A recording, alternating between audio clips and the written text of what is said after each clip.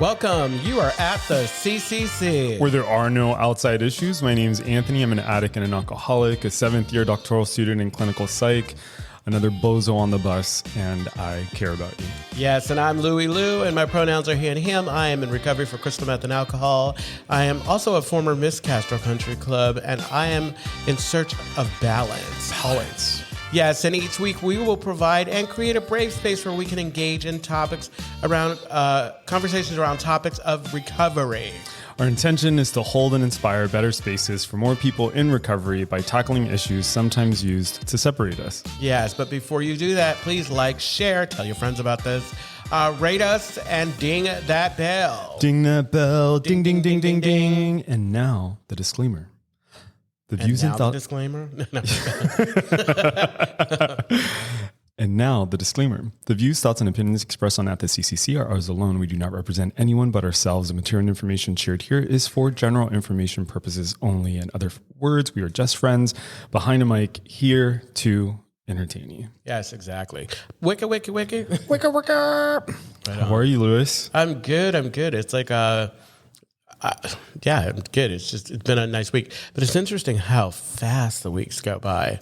I think it happens as you get older. It's like, especially when you have to work. So how are you?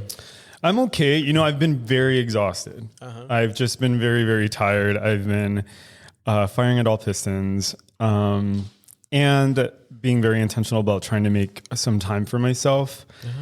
Today, after we're done here, excuse me, after we're done here, I'm like contemplating, like, do I go home and finish doing some writing or do I go to the 7:30? So I've just been really busy and I've been really tired and like just trying to take it easy on myself. Yeah, that's my honest answer. Absolutely. You know what? I'm in a bit of a renaissance with my recovery. You and Beyonce. No, yeah, exactly.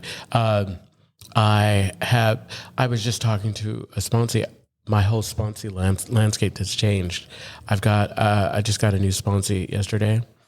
Like this time last month, I had 3 different sponsees, and I'm like, now I have 3 new ones, and I'm like, well, because I'm in a place right now where it's like, you know, I want the work that I've been doing with my sponsor has really kind of been opening me up and changing me and growing me in a way that, you know, is exciting. And I want to do that same work. And unfortunately, not everybody is there or will, you know, have the willingness, and that's okay. But I get to determine for myself, like, do I want to work? I want to work with folks who are working at that, you know, I want to experience that from this thing. And so there. You know, that's interesting. You should bring that up because my Al-Anon sponsor called me up this last week, and she was basically asking me if I wanted to recommit because I'd been out of touch and had essentially been MIA for quite a while. And yeah, because I've never heard of you talk about it, Al-Anon sponsor. Yeah, no, I never have.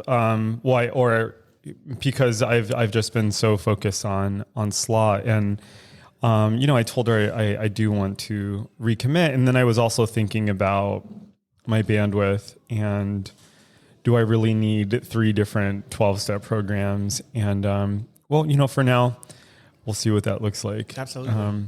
But yeah, so I guess I appreciate that, and at the same time, like I have a sponsee that I need to have that kind of conversation with because, you know, this sponsee dropped their 4th-step work like a year ago. I don't see them at meetings. Whenever we talk, it seems like there's some new thing, you know, and I'm like, yeah, I can't. One of my favorite things that a sponsor once told me is like, you know, I can only sponsor you the way I've been sponsored. And if you're not working a program, I don't have a sponsee. I have someone that I talk to, you know. Exactly. And that's just like not the nature of the And relationship. I've had to say, it's like, Kamal, and again, there's nothing wrong with that. It's like, Kamal, but we don't have to be sponsor to have a connection. But I had one sponsee that I recently, we amicably decided that we didn't need to work together because I felt like an acquaintance. And I can't do the work that we're doing with just an acquaintance. There's no way. Yeah. It's too sensitive. Yeah, and this might be a good segue. Yeah, exactly. to today's topic. Seg. A segue. So today's topic is compartmentalization. So what is compartmentalization and how does it apply to recovery? So compartmentalization refers to separating like our thoughts or our emotions, our behaviors into distinct compartments of our life, right? So one of the ways that I like to think about this is in AA, I've heard a lot of people say you're as sick as your secrets. One of the ways of kind of thinking about being as sick as your secrets is basically how we keep certain parts of our lives hidden from other people, right? And so someone who's in active addiction might compartmentalize by, for example, they have their drinking and they're using and they do all of this stuff behind the scenes, and that's one group of people. And then they go to work and they have this other group of people. And then they're with their friends and their family, and that's another group of people. And no one none of these kind of like groups or anything, they know anything about each other. And that's because the person keeps those things separate within themselves as well. I had this group that I drank with, and then I had a group that I did crystal meth with. And it was usually like a balancing act, because I always had my friends saying, oh yeah, at the time we didn't necessarily know what you were doing, but we knew at some point, you would find an excuse to kind of leave. And it was a given. Yeah. I mean, it reminds me of how it's kind of like, if you want someone to co-sign your bullshit, you'll go to that person who will co-sign your bullshit. Right. Absolutely. And so it's like, for example, if there are compulsive behaviors that a person has, like, for example, if a person is like drinking and using, they're not going to hang out with the people who don't approve of their drinking and using. Right. We have the same thing with like, if we're like thinking about process addictions, like if we're talking about sex addiction or if we're talking about food addiction, if you have a food addiction, you're not going to hang out with people who like regularly work out and watch what they eat, or if you're sexually compulsive, you're not going to hang out with people who are not okay with like those kind of conversations or behaviors. Ideally, right? Well, it would be really uncomfortable, Yeah. For the people that you're around. But the point is, I think the point of today's episode is to talk about maybe it's to talk about, I don't know what's happening. Baby. What song am I? That's so many songs. Is that the song that's been stuck in your head? No, it was a song by Salt and Pepper. Salt and Pepper's here.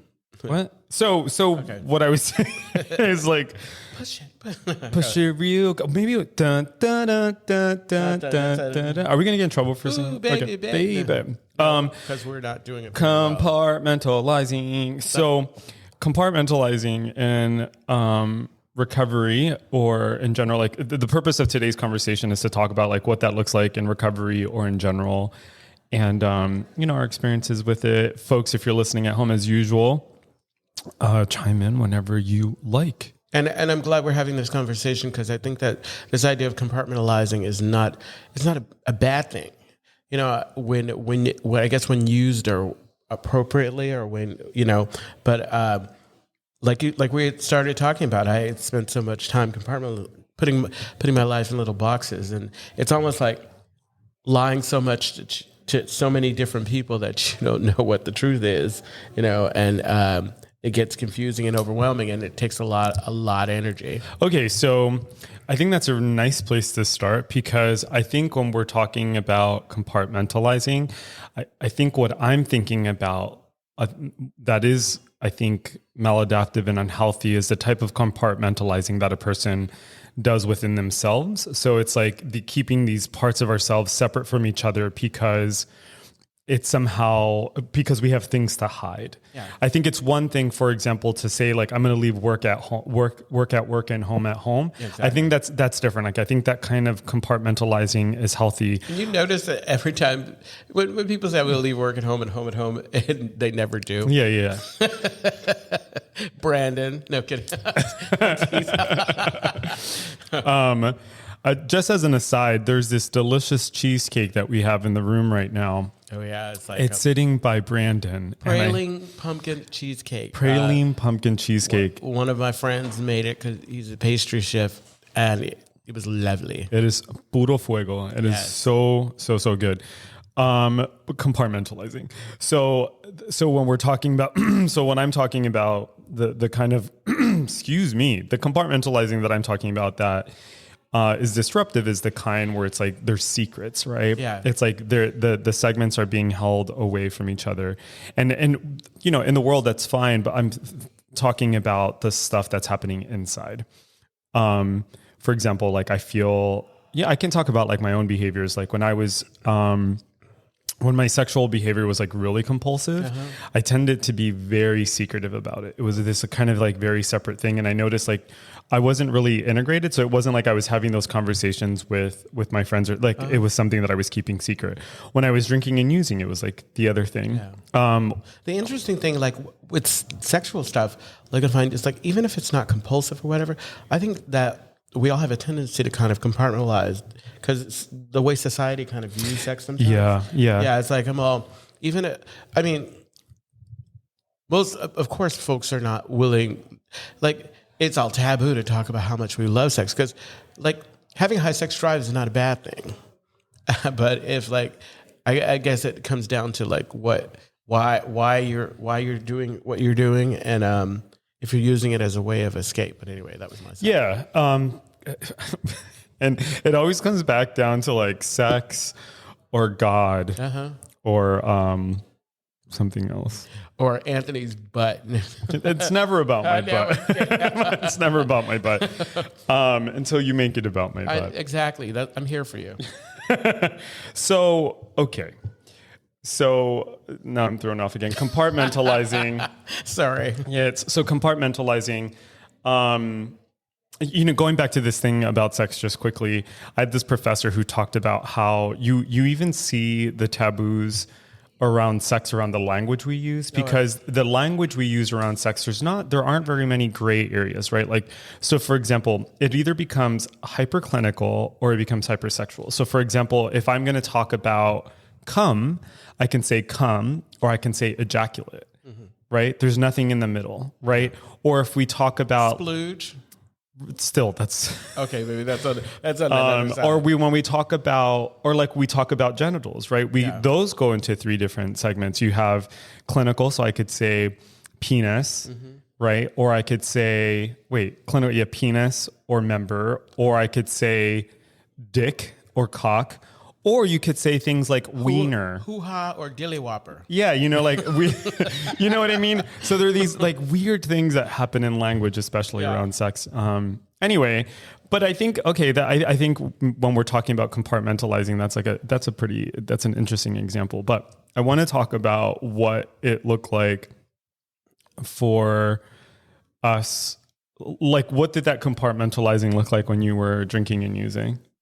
Well, like I had said before, it's like at kind of the worst of it, it's like I had certain friends that I hung out with when I did whatever I did because of whatever shame or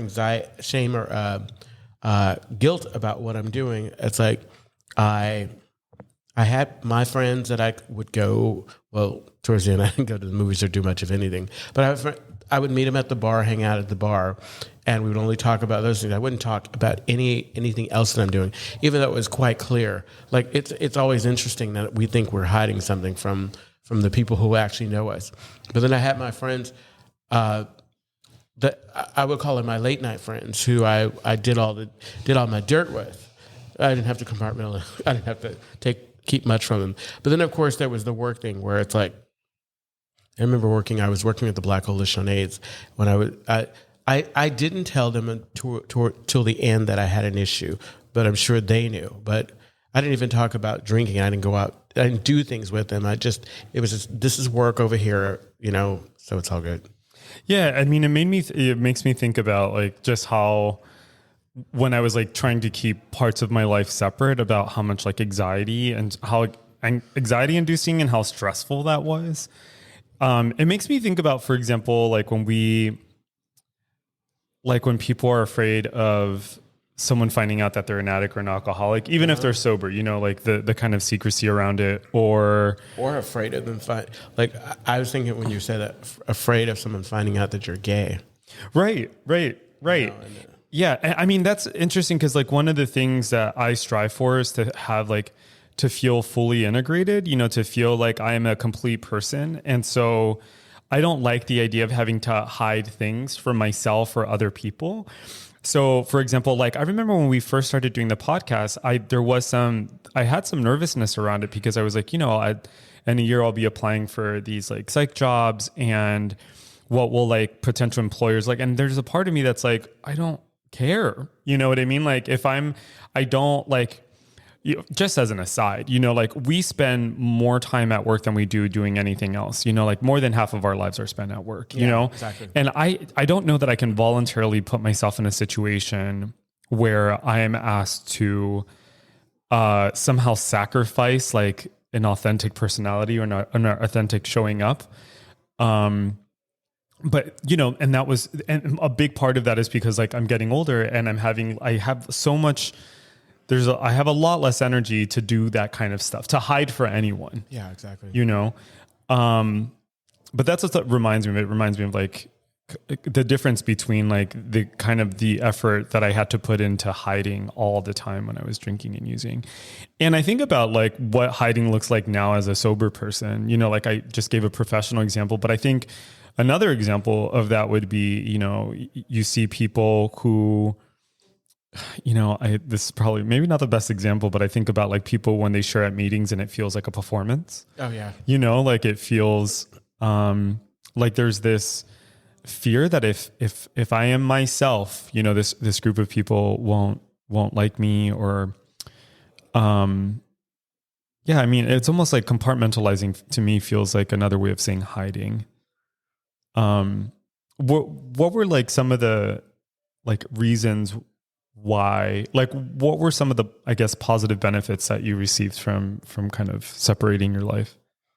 What do you mean, the positive? Yeah, because I mean, we did, I mean, I have some ideas. So I think it was, while I was in my active addiction, I would think I was people pleasing. And I think that it's easier for those around you who probably can't handle it to not hear about it, And so, I mean, because that's a lot when you hear some like if I go to you and I tell you I got a problem, I'm a fucking mess, and you can't handle that, or you are not a person that can handle that. I think that the alternative, what I was doing was not sharing, so it was out of sight, out of mind. Even though we knew something might be going on, we don't have to address it because Louis is not talking about it. So I think the positive may have been in my delusion, thinking that I'm actually running a scam that you don't know. Mm-hmm. And the positive is for those people who maybe probably wouldn't be able to handle it if they knew what was really going on. Yeah, I think that's my experience too, where for me, the compartmentalizing, let's maybe reduce it down to something simpler. Like the separating my life in that way, I think did provide some like temporary relief. It's like, I don't have to deal with this. If you don't see all of me, or if I keep this hidden from you, I don't need to deal with like the consequence of what like your reaction might be. We have a comment. There is a comment. Jonathan writes, Jonathan. Hi, Jonathan. I find it hard to practice these principles in all of my affairs when I compartmentalize. I've learned I have to bring my full self with me everywhere I am. Oh, I love that, Jonathan. I love that. Is that who I think it is? I know. I was looking at Oh the my pictures. God. Hey, good to see you. I know. Are you in Spain? No, he's on the East Coast. He's wrapping up a I know, program. but he's always traveling. He is always traveling. Anyway, good to see you. And I love this idea of like being able to practice the principles in all of our affairs. I know, and it's like you're saying, you wanting to integrate, because I think that is definitely something that you work for. But I think that when you're not there, that's a struggle. Yeah. Well, I think about, like the many ways, I am trying really hard these days not to be judgmental. And I notice that when I'm exhausted, it's really hard for me to practice the principles in all of my affairs because I feel so drained. But I'm thinking of people who come into the rooms and, like there's this way that they come into the rooms and they kind of try to bring the bar with them. Oh yeah, no. I was talking to somebody else about, you know what? Was it you? It's like, I heard somebody maybe I was listening to one of our past episodes, and they're talking about that bar mentality, and it happened. Yeah, no, I understand. Yeah, it's this kind of, you were actually talking about it in that, you didn't say this, but you were in that other, in that interview that you just did recently, you were talking about, the cattiness that comes like with like drag personas, that's common. And you were talking about like the boundaries around that, about, where the goal is not to hurt, and the goal is to bring people into the fun with you. And so what I've noticed with people who kind of try to bring the bar into the rooms, and I do think this is about compartmentalizing, is that because they're afraid of, well, on one end, it might be that a person might not know themselves, or they're trying to figure themselves out. And it's easier to default to what they believe is their personality when it's actually not. It's like this thing that it's this thing that people develop. I don't know. And by develop, I mean like, because it's the same across the board. You always know when you see it. It's like the same kind of personality trait. It's like someone being mean and making like caustic jokes, and like, you know, and there's this kind of like exclusivity, this like air of exclusivity to them. And it's really tiring to be around. But there was a time. Absolutely. Yeah, but there was a time when like that made a lot of sense. And that to me is an example of like the type of hiding. It's a shield. It's kind of armor. Yeah. The speaker on Sunday night had shared she struggled with the idea of saying that she was an alcoholic for the longest time. And while you were saying that kind of attitude, that bar thing that you bring in, I think that it's a lot for people to finally get to that first step kind of feeling where you say, oh, I am an alcoholic, no matter what. I mean, I think a lot of times we'll see folks come in and they're guarded, and they're not letting it down, and I try to, and I'm with you. It's like I see it, and I try to just get to a place where I'm all, you know what, they have a higher power. Whatever process they're going through. I don't have to necessarily be the person to see them through it, because maybe I don't have it for them. But I'm going to say this again. This is our Bonnie Violet moment. Give yourself the grace. Like, I think that I would like to not be critical. Mm-hmm. I would not to like be this, that, whatever. But it's a process that I go through. I don't just say one day that I don't want to do it. I start to do the things, and then eventually, like, because of the work that we're doing, it's like it becomes easier not to be. But until such time, you know, being aware of when you're doing it and pulling me aside, because I'm always down to do it with you. Surrounding yourself with people who know that you're trying to be a better version of yourself. That is important. That was some of the best advice I got. Surround yourself with people, you know, be mindful about how you are around certain people so that, you know, yeah. I think one of the consequences, or one of the worst things that happens when a person is so busy separating themselves into all these different pieces, is that slowly what ends up happening is that they become numb and detached, and there's no sense of self, because whatever that sense of self was has been kind of like parceled off into all of these different pieces, you know? And yeah, that's certainly, like, that was my experience before I got sober. I can just remember, like, I was constantly adapting to the people around me. You know, I was constantly becoming what I thought people needed me to be. And as a result of that, I had no idea who the hell I was. I didn't really know what my values were, because I was so busy piecing myself into all of these different things, right? And so as I got sober, these things started to integrate. And the way they started to integrate is when I started to figure out, what are my values? What are the things that make me happy? When do I feel comfortable? You know, what are the things that I'm afraid of? What are the things that make me feel tender? You know, and as I became more familiar and more honest about those things, I started to feel more whole. You know, I felt like I could start to have a fuller human experience, you know, because I wasn't so busy trying to entertain everyone, you know? I was thinking, all that time you're spending being dishonest, even if you don't see it as being dishonest or whatever, what it was doing was it was really chipping away. I used to say my drug experience, it was chipping away at me, my soul. It was taking away from my self-esteem slowly, and I felt I was feeling more and more worthless because I'm not a sociopath, thank God, and I was lying to the people that I care about, that I say I care about. And I was being dishonest. I was sneaking around, and that can't feel good for anybody. No, it can't. And I think in the long term, it just delays the inevitable. I'm a firm believer that, we're going to get to where we're going always. We're either going to get there kicking and screaming, or we're going to get there the easier, softer way, And I think when I'm fighting myself, I'm really just kind of delaying the inevitable. One of the, I'm filled with platitudes today, but like one of the other things I've heard before is like change before you have to. Like the change. If there's some change that you need to make, life is either going to propel you into that direction, or you're going to voluntarily get there on your own. And I think that's what happens with a lot of people when they come into the room. Sometimes, they're here because of court order. Oh yeah. Or they're here because, they were sick and tired of being sick and tired. And that's... I'm sorry. It's like... it's okay. Yeah, I was really distracted. And no, I was trying to bring myself a friend of mine who's visiting from New York was asking about dinner on Saturday. And that couldn't wait? No, but I think they're making reservations. And I gave a heart. Do they know you're on a podcast? I just said, I'm on the podcast right now. Yeah, excuse me. That could have waited. It probably could have. It probably would have. It's fine. I was trying that.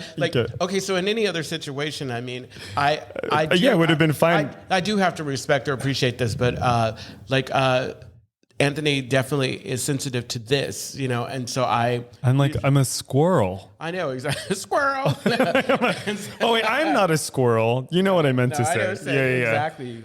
I remember there was this one time I was sharing at a meeting, and people do things in meetings. I was sharing at a meeting, and this girl, she had a dog, and the dog was like all over the place. And at some point, I was just staring because I couldn't get my brain to stop. Stop. And then I just stopped. I think you may have been at this meeting. Were you at that meeting? I may have. I just stopped, and I was just looking at the dog, and I had to snap out of it. And then I go, I'm sorry, your dog is distracting me. I can't help it. Kyla, it would have been nice if you wrapped it up and said, and you need to leave. Well, she ended up leaving.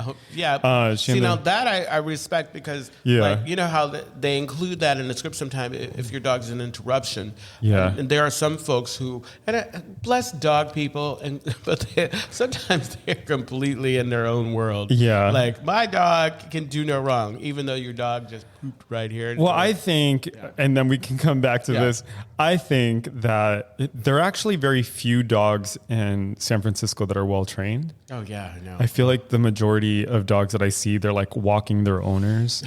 Oh gosh, yes. You see that a lot here. Dog will pull into the store even though the owners, and they say, "Oh, you want to go in there? Oh, okay. What is your dog going in to buy something?" I'm a hello, snap out of it. I always say this. You know what? Either you are the alpha or your dog's the alpha, and it looks like your dog's the alpha. Yeah. My partner and I were talking about how we were talking about this the other day. It's part of a longer story, but basically we were talking about how dogs want leadership. Dogs they want to be guided. They're like kids. They want structure. Yeah, they want structure. Okay, compartmentalizing. Okay, so one of the biggest downsides in my lived experience, and I think just maybe universally, is that one of the downsides of compartmentalizing or keeping secrets, especially when it comes to recovery, is that it's delaying getting better. It's delaying someone from getting the help that they need. It's delaying someone. It's prolonging pain. That to me, that's also really tricky because when, another shout out to Bonnie Violet. She said this, I think it was last year, maybe it was a couple years. We've been doing this for a few years now. Yeah, I know. I'm with you. Yeah, we've been, so it might have been a year or so ago, but she was saying, that a person may not have they may not have like the self-awareness to know that they don't have the self-awareness. You know what I mean? Not her words, but No, it but was like that's true. something along those lines. Yeah. And so They're not woke. they're not, They're asleep. you heard it here. But and so I am sensitive to that. And at the same time, I do think that, I don't know, maybe I've lived in San Francisco for too long, because there's this part of me that's like, well, like some people they're just so sick they can't see it, or they've lost the capacity and to have the willingness, or et cetera, et cetera, et cetera. And I'm like, are we? I don't know. I do. Are there people that are constitutionally incapable with being honest with themselves? I mean, probably. Yeah, I think those people are actually few and far between. I like to be hopeful. I like to think that maybe in this moment now they aren't able, but given some time and a thoughtful kind of like shove in the right direction. Right. And so how did you start to feel more integrated?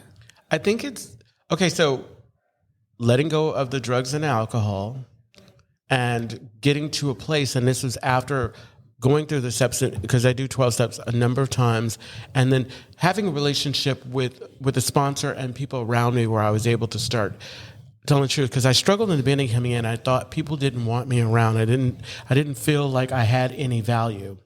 And I think the more that I did the work, the more that I showed up, the more that I followed through on things, the more that I finished things that I started, all of those things helped me to kind of get to a place where I'm all, oh yeah, you're good. You're not, this was just what it was. It was an experience. You weren't a bad person, because I didn't come here to be a good person. I come here to learn how to live, without drugs and alcohol. And it's been a process. I feel like you said, it's my lived experience. It's been a process, but I had to get to a place where I could trust when people said they wanted me to keep coming back. And the more it's like all the things were together. It's like, the more like I put it out there that this is who I was. And like, in some ways I'm a little more unapologetically who I am, authentic as much as I can be. But leading up to, like, I think, like I was saying earlier, I found folks, my tribe, people that I could laugh with and I could be cool with, who, it turns out they had some of the same challenges, and we laughed about it, we talked about it, and we talked about it in a way, and we normalized, like, oh, this is not bad. It's not bad that I only have 35 cents in my pocket and I don't have any money, or I paid all my bills and I'm this, that, or that I'm not going on trips all the time. All those things. I don't have to hide this from anybody. I don't have to hide that I experienced alcoholism, that I experienced addiction, that I did some of the things, that sharing at fucking meetings, and having people around me laugh and get it, and then come up to you after and say, I understand. It was all of these things, and it still continues to be things that, because there are some areas that I always say, and I'll pass it to you. You can keep talking, it's fine. Okay, so I still do that thing where if there's something that I become aware of, I keep it in my head, and I tell my sponsors, I keep it in my head until I process it. I think my sponsor is probably the one person who will always get, I'll talk to you about it, I've gotten better with this, but I'll keep it in my head, process it out, so that when I share it with somebody, I'm not asking for you to hold it in confidence. Like, that's my thing. It's like, I am not sharing secrets with people. I always say I'm not putting that pressure on anybody else to hold that confidence for something that I value. It's like, it's mine.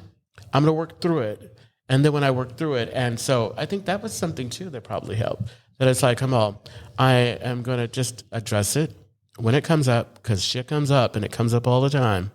Anyway, like today, what I was sharing with you. Thank you for that. Yeah. I think the first thing that comes up for me is I feel like I had to just drop the act. I hid behind so many, kind God, looking back, and I say this compassionately and with love, but I was just so obnoxious. I remember before I got sober, there were like all these different identities that I tried to hide behind. Like there was one part of me that I saw myself as like an academic, and that was like how I hid behind that, like I felt like I always had to know the right answer and that I had to be rational and I had to be like, it was this weird thing that I felt like I was putting on. And I think I shared this with you before I felt like I like worked so hard to appear like clean cut and proper and like just so contained. And I remember, do you remember Rocco? Yes. So there was this one time, I think I was in my first 30 days and I was like so busy doing the song and dance. And there was this one time Rocco, who like I'd only had so many interactions with him, he looked at me and he goes, I don't think any of this is real. That sounds like Rocco. Yeah, he goes, I don't think any of this is you. And I remember thinking to myself, fuck you, you fucking gargoyle. But then at the same time, I'm like, I think he, like, I felt like he saw through it, Yeah, but you always have, like, for anyone, it's like, make sure that you're the person that they can hear when you. Yeah, I mean, looking back at that, I don't know that was very helpful for me at all. Like, if anything, it made me resent. Like, it made me really resentful, and it was really hard for me to hear that. And like, although he may have been seeing something that I wasn't able to see in myself yet, Yeah, but it's like until you're ready. Authenticity is interesting because it's like, how we're talking about compartmentalizing, that was who I was, and that was my authentic self in that moment. That's how I was there. Yeah, and I mean it's safety. Yeah, it's safety. It's safety. I was actually the best that I could do. Yeah, I was talking about this yesterday about how, you can see someone, like for example, I think it's problematic, and we were talking about this yesterday too.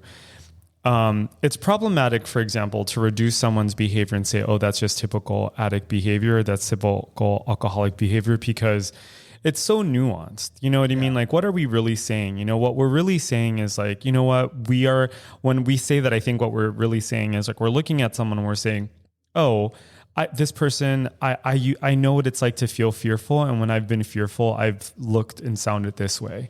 That's very different from like just reducing someone's behavior, And so going back to I think the changes that I've made, I think a big part of that was like I had to drop the act. And I think I started to drop the act when I was in spaces where I felt safe and I was talking to people that made me feel like loved and cared for. And when I was in those situations, that's when I was able to relax a little bit. Yeah. And then, to your earlier point about, like sharing at meetings and people saying like, hey, I related to that. I think part of that is like the vulnerability and like the honesty that, that we have to, that I've had to really give myself to, avail myself to, in order to get to where I am today, which is I feel integrated today. Yeah. Like I feel like I can be like a more dynamic person in one body as opposed to trying to split myself between communities. What were you going to say? I was going to say the fifth step with someone that, like, if you have this relationship with this, especially your first sponsor, sometimes we put them in an unhealthy way on a pedestal because it's the first person for a lot of people that you've been able to have an intimate relationship like this. Mm-hmm. And then they hear all the things that you did because you felt safe enough to share it with, and then they don't turn away from you. Right. And it was in that all of a sudden it's like, I talk about that being a spiritual awakening. It was a place where I'm like, oh, like when I heard somebody say, it's like, if it has a name for it, that means it's already been done. That was freeing. That was so freeing because it's like, I didn't create it because it would have, and even if I did, that would have been cool. Yeah. My favorite comedian, she has a bit where she talks about, her name's Maria Bamford. She's amazing. If you've never heard of her, check her out. Sounds familiar. Maria Bamford, she's brilliant. She's absolutely, but she talks about exactly that, about like, if you have like shame or like depression around something, like Google it, someone's done it already. Exactly. But to this point about like it feeling more integrated, I think, that's really taken some time. I think part of what's taken time is, I, it's taken a lot for me. I've been in therapy all my life. I have sponsors, I have sponsees. I have a psychiatrist, you know what I mean? Like it really has taken all of those things for me to feel more integrated. And part of that is like, there is trauma in my background, there is addiction in my background, and it takes what it takes. But I feel like the thing that made addressing those issues possible is when, and one, I slowed down. And then two, I was like, I had to admit to myself, like, this shit is not working. Yeah. And this shit is not working. That's step one. Step one. The gig is up. Yeah, the gig is up. It's like, and when we say, and that's why we say, we practice these principles in all of our fairs. It's like step one is like, yeah, I admitted I was powerless and my life had become unmanageable. And that isn't just with drinking and using. It was literally the way I was like conceiving of my life. All of that was unmanageable. Mm-hmm. You try splitting your life up into a bunch of different sections, and then you're like not able to keep it straight. That's unmanageable. Yeah, if it's leading to depression and anxiety, that's unmanageable. Mm-hmm. And so, I had to get honest, and I had to allow myself to be vulnerable. And the last thing I'll say about this is one of the hardest things I think about recovery for me has been finding my community or finding my tribe. But maybe like a more accurate statement would be, it has been figuring out what it is that I need in order to feel comfortable. Absolutely. Because for the longest time, like even as a sober person, I would put myself in these situations where I'm like, why do I feel like shit when I'm around these people? And I would think it was me. And I'm like, no, actually, maybe these are just not the people, like these are just people I shouldn't fuck with. Yeah. Psychic vampires or like just people who have like ways, like values or ideas of the world that like they don't vibe with me. And like, no tea, no shade to those people. It's interesting because it's like they help you to get to a place where you figure that out, and then you've got to let them go. Because it's like tribes are amazing. Tribes are amazing because they give you that safeness, that safe space to explore who you are. And when you figure out who you are, it's like, oh, okay, yeah, I don't like you. Yeah, and it's understandable. I am always like impressed when sponsees, like in sponsor relationship, when a person gets to the point where they find they need something different. And it's amazing when and if they can just do it without, because it used to be that they would just ghost, but now it's like, I think I'm going to do something different, and that's okay. That's our prerogative. Yeah, it's my prerogative. Dun, dun, dun, dun, dun. I'll do what I want to do. It's my prerogative. So the other thing I was thinking of, hold on. It's not even time. Hold on. So Brandon has this passive aggressive way of getting us to shut up. And what he does is he throws up. He throws up his gang signs. Up gang signs. He throws up. So for if you're listening and you don't see us live, he throws up these text bubbles that we have to read toward the end, and he'll throw it up when they're as a way to tell us to shut up and read it. But hold on, there was one other thing I wanted to say before we read this. I forgot what it was. It's not our prerogative. What were you talking about? What was the last thing you said? Do what I want to do. Oh my God. It's like, now I forgot. You were talking about people telling the truth, vulnerable. Oh God. I forgot. We'll continue the conversation. God damn it. Well, so the Castro Country Club is a safe and sober community center for all people and a refuge for the LGBTQ recovery community. We provide programs and services that help people change their lives by supporting personal growth. Our vision is to reduce the suffering of addiction by connecting people to community, opportunity, and support. You can find more information, including all the ways to contact us, at www.castrocountryclub.org/podcast. Yes, and tune in every Tuesday at 4 p.m. Pacific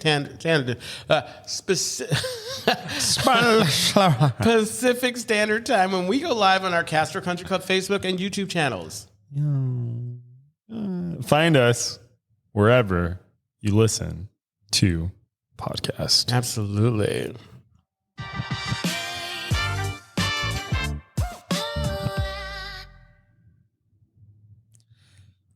I don't remember what I was going to say. I know, there was so interesting. There was a lot. There's a lot that could have been said. Like I was like, what? no. Well, no. Yeah. So I'm trying. I was trying. I don't have enough time. I hadn't shut off my brain long enough to go back and think about the why I said it was our prerogative. About what were we talking about? It's our prerogative. People. Why would a person say that?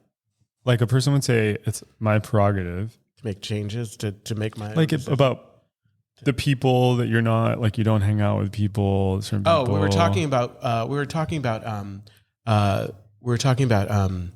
tribes. And we were talking about, this idea of like, they gave me this safe space. I learned and I learned what I needed. And then I realized what I needed wasn't them. Okay. I remember what I was going to say. Okay. So what I was thinking of was self-blame about how, like, for a really long time, I think this is going to work. These lights are so bright. I just wanted to turn it off. I think like for like how for a long time, like I would blame myself for shit. Like if I was with a group of people and I was feeling anxious or whatever, I would make it about me. I'm like, oh, I'm the problem, It's me. It's me. Hi. And, I think that like type of kind of self-interrogation can be helpful in certain circumstances. But as someone... self-reflection, but not... Self-reflection. Morbid, sick reflections. Yeah. Yeah. I was just thinking about how... this is actually a new development where I'm like, oh, I feel like I have to turn around and look at you. Yeah, well, because I'm like, how can we make this more comfortable? I think we should go back to a round table. Were we ever at a round table? Bonnie and I were at a round table. Bonnie, Violet, and I. Oh, we should try it. We should just try it. We'll try it next time. The round table. So, what I was thinking of is like about how it's going to make me so uncomfortable. No one can see you. So no, I just put my legs on the table. Basically, for those people just listening, Anthony just put his legs on the table. Anthony's trying to get comfortable. Next time I'm going to bring some stirrups. So this is a relatively new development.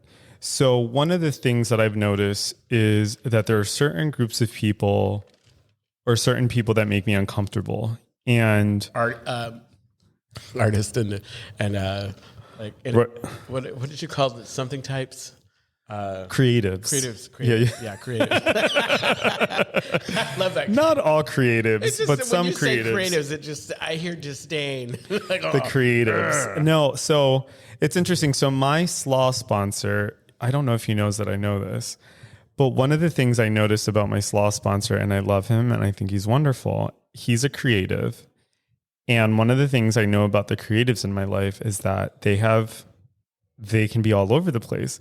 And one of the things I notice is that we meet via Zoom, and when he's on his phone, he lowers his phone and he's looking at his phone, but he doesn't know that I can see it in his glasses. I let it slide, but I can see him like scrolling a text message, and stuff like that. And so I remember once, like I asked him, I said, hey, would you consider yourself a creative person? And he said yes. And when he said yes, I was like, oh, okay, I'm going to let this go. Okay. So what am I getting at? So like for the longest time, like I said, this is a relatively new development, but for the longest time, I'd find myself in like these social spaces and I'd get really uncomfortable with like the people or the vibe or the things that people were saying. And like I would, I've called myself a bad gay a bunch of times. And I'm like, oh, you know what? Maybe this is just like not the group of people for me. And that doesn't mean I dislike them, but I'm just like, I don't know that this is for me. It's kind of like, I don't party the way I used to in my 20s. So that doesn't really make sense for me to put myself in that kind of situation. Exactly. I mean, sometimes though, but here's the other part is that sometimes I also don't, there's certain ways that I want to grow, right? Like I don't want to be uptight and I want to be more adventurous. And so sometimes I wonder like, oh, am I, no, you know what I'm saying? I do, but it's like, it's like, I think it's important for us to just embrace like the change that's kind of inevitable. And I trust like when I'm feeling a certain way, and I know how we do it in recovery, like, well, if you're bothered by somebody, it's probably, something in you or whatever. It could just very well be that I'm bothered by them because I've outgrown that behavior or it no longer serves me. And it's kind of like with gossip. There are folks that or just gossip or just negativity, or whatever, where you're around someone and they're constantly like, oh, it's like, I can't do this. I can't do this at all. I can't do this, number one, because I'm trying to do things differently and it's not like, how am I going to possibly change if I'm kind of immersing myself in the things that, continue to not be good for me? So I don't know. Yeah. Yeah, I get that. That's relatable. Yeah, I mean, I think about like my relationship with like, just like my relationship to my anxiety and like the things that have made me anxious. And I've had to be very intentional about like addressing that within like this last half year, and like, and I think part of that too comes from being sick and tired of being sick and tired, but I didn't realize, I think the other part of that for me too is not realizing how much of that was consuming my life. Because it became like the norm for such a long time where I'm like, oh, this is just the way shit is. And I'm like, I don't know that that's sustainable for me. So I can't. That's like, it goes back to, that idea of, I guess maybe what Bonnie was saying about like, not knowing what you don't know right now. Like you get to a place where all of a sudden it's like, we normalized it so much. Kind of like recently with my acceptance of the fact that I've always been a people pleaser. I didn't think about it in the way that I needed to think about it because it was so kind of down at the cellular level and so kind of nuanced, as people say. And it was only because all of a sudden I was starting to feel discomfort that was like unbearable. Yeah. And it's unfortunate that sometimes, pain has to be the touchstone for you to make changes. But it was so kind of... Some of the people pleasing was so subtle in how it was showing up. Like the relationships I was having with sponsees where I was like making it okay for them not to call me, making it okay for them to kind of show up when they wanted to. And not realizing that was affecting me because it was affecting what I value, my value structure, all of that stuff, And so, God, it's like, it is not easy doing this, but it's absolutely worth it, but it's not easy. It's not easy because, like, hell, the only time I think we're safe is when we come out of the womb, And that's if you're born in a first world country. Oh God, I know, but even then, because it's like, as long as we're not exposed to other people, but I think, that's such an interesting point. Because, we've chosen to live our lives this way, like according to 12-step principles or rather the 12 steps, and to live a spiritual lifestyle. And even within this, it's like I've gotten to the place where one of our fellows, he's been in a program for a long time. We talked and he helped me. How people say, oh, I'm not working a strong program, I'm not this, that, whatever. And he said, there's only one program. And so what I've been doing lately is I've been like, there are times when we need to lean more further into the program and lean away. Mm-hmm. And those two things are okay. And because I think that the longer that I stay sober, I realize that,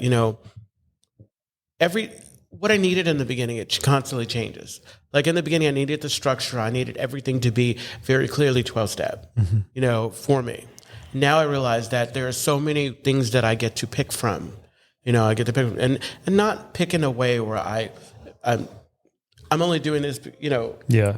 I'm only cherry picking, but no, I'm picking in a way that enhances what I'm already doing. That brings to like the 4 agreements. The 4 agreements doesn't challenge me to do something different. It just takes what I do already and kind of like, what is it? Supercharges it, if you will, for lack of a better term. Yeah.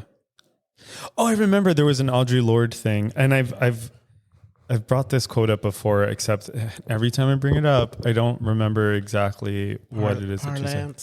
Parlance, no. So it's an Audre Lorde quote. She says it's something along the lines of like when I knew real love or true love, like I couldn't settle for anything less. Yeah. You know, like once you have a taste of what serenity or peace or connection feels like, at least for me, it's been very hard for me to settle for anything outside of that. That isn't to say that I haven't settled for things outside of that, you know?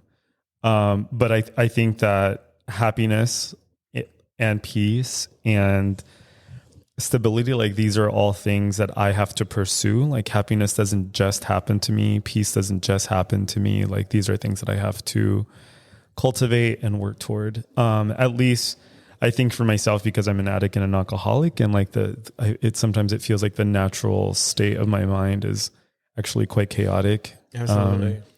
You know, I feel like I sound like when my alcoholism is untreated, you know, I feel like I sound like everyone else whose alcoholism is untreated. You know, Brandon was like, yeah, me too. Yeah, but exactly. He was just telling us we had fun. You know, I talked about this kind of a lot, like on air struggles that I had with the friendship, and something kind of you were saying to this Audre Lorde quote. Like I realized at one point, it's like this one relationship that I have was draining. And it was challenging, and it was not healthy, and it was doing nothing for me. It wasn't lifting. And it came to a head when we were in Palm Springs and we had the falling out. And I had to ask myself, it's like, what is it about this relationship? What is it about this friendship, this connection? Because all of my other friendships are effortless in some ways. You know, and I've talked about this, you know, I understand that you have challenges every now and then, but these challenges shouldn't be so heavy, so large that they're insurmountable. Because if they are, then somebody's got to make a choice. And I kept going back, like the addict that I was, getting the same kind of like bad juju, bad medicine. And thank God we did some work, and we're good now. And the friendship that we have is not about us being catty. It's not about us trying to tear each other down. It's not always about us trying to lift each other up. But I'm all, look, if you are not trying to lift me up and you want to tear me down, maybe not say anything at all. And then also the responsibility is for me not to go back. You know, I don't need to visit the trap house. I no longer need those things to excite me or make me happy. I hear that. I was looking for the Audre Lorde quote. But you know what? Why don't I pick one at random? Yeah, just pick one at random. Okay, pick a number from 1 to 7. Okay. Let's see what 7 is. We are all in the process of becoming. Audre Lorde. I love that. That is the process of becoming. And to add to that, I think that I'm at my best when I release other people to just be. Oh yeah, I agree with you. I feel, gosh, and that maybe this is the note we end on, but I think that I'm much happier when I truly am enjoying who someone is. Absolutely. You know, I'm not trying to get you to be anyone other than yourself. And that I think takes takes a certain level of self-love, self-awareness. Yeah. Self-awareness, yeah. Brandon looked like he dozed off. He fell face first in the cheesecake. Into the cheesecake. Brandon was like, this shit is still going on. All right, so we're done. Bye. We love you. Bye.